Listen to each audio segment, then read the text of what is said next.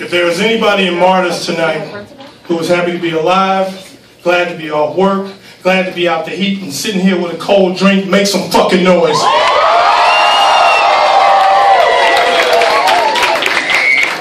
And that's how it sounded. Multiplied by 5 towns, that's exactly how it sounded.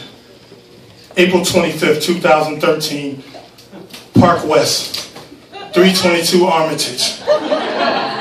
And I had just pulled off the monumental upset.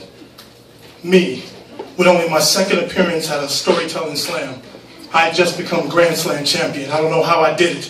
Perennial champion Steve Zimmer was looking me eye to eye when I came off stage, and he was shocked. It was all over his face, etched in. He couldn't believe that somebody, somewhere, especially this guy, his second time had done it. And I had. I was walking off stage and I saw Don Reddy, and he gave me a nod. I gave him a nod back. My buddy Tyler Green was getting ready to come up to the stage. He nodded, I nodded back. And I was thinking to myself, man, I can't wait to get on Brian Botana's show tomorrow and talk about how great I am and how I'm going to go on to something else.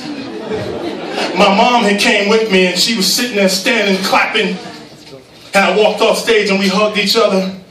And I talked to my brother because I had my phone on the entire time.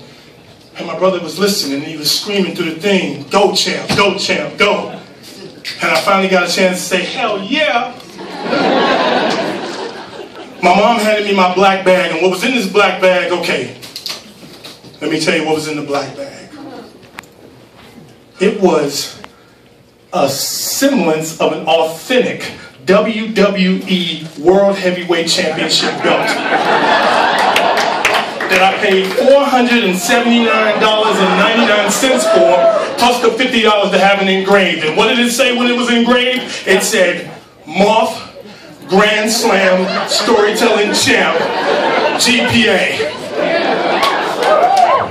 And you should have saw it. It came earlier that day, somewhere around 1 o'clock. I know because the lottery just went off on Channel 9. And the UPS man came up in his truck, got out in his little tight brown suit, and he's walking up and stuff.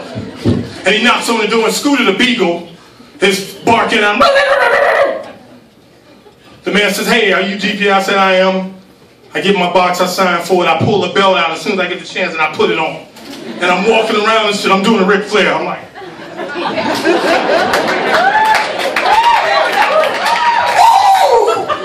then I take my shirt off, right? I did a few push-ups first. And then I take my shirt off and I stand in front of the mirror.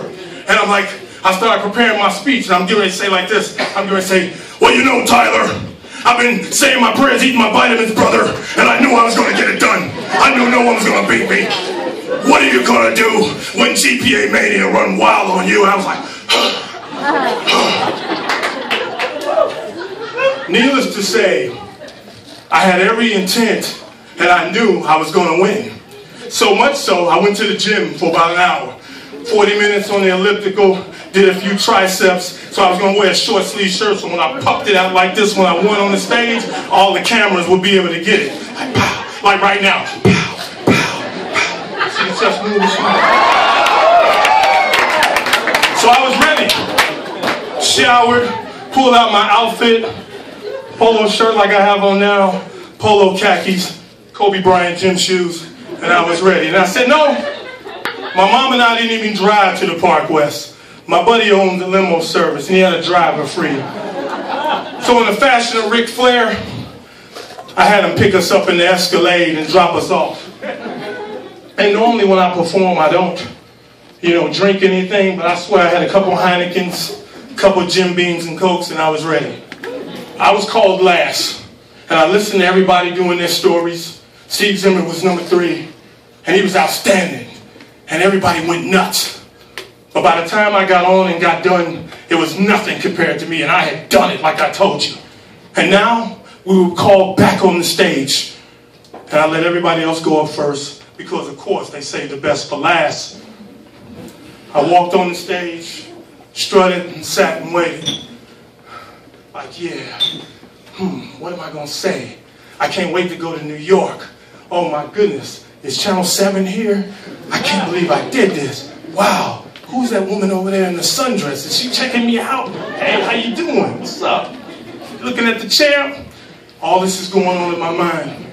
My buddy Tyler Green walks to the microphone, and I'm like, yeah. So then he starts thanking the Park West, he starts thanking all the sponsors, he thanks Ellen, he thanks Brian, and I'm saying to myself in my head, would you hurry up and get to announcing my name so I can go home, well, at least go to the bag and put my belt on and walk around with it? Tyler went to the microphone. He said the Grand Slam champion, and he didn't say my name. So all the trash talking I had done in the time on Facebook and Twitter, I had to call my brother back and tell him I hadn't won. And if you thought that was humbling, think of this. I still had the $479.99 bill plus the $50 I paid for an engraving that said G.P.A. Moth Grand Slam Storytelling Champion. But I didn't win. Thank you.